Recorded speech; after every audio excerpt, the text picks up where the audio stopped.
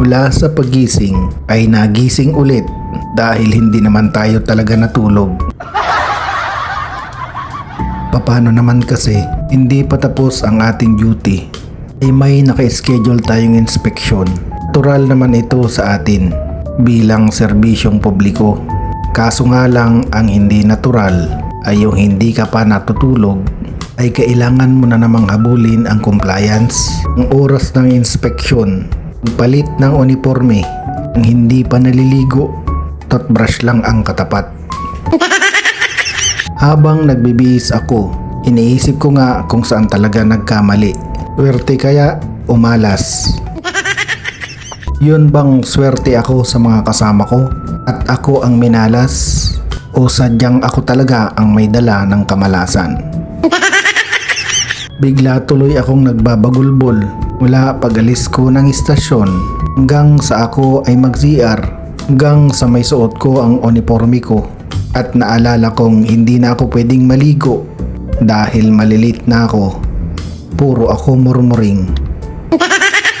Hindi kaya may isa sa aming kasama ang hindi talaga nagsasalita dahil may itinatago na balat sa puwet.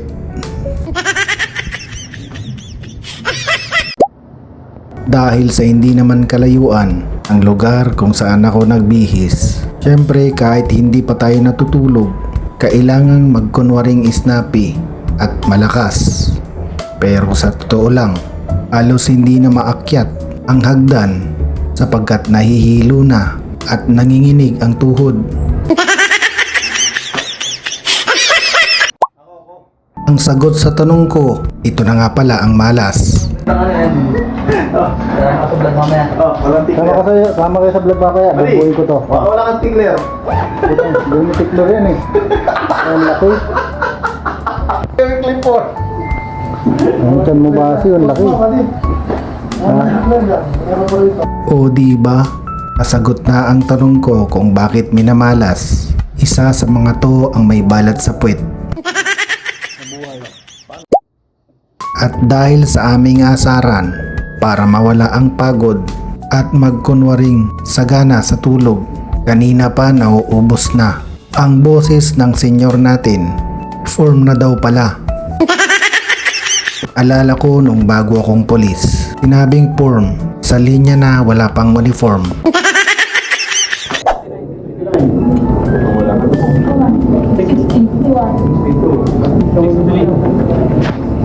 At yun na nga, nagbibilangan na pala. Kanina pa pala naka-form.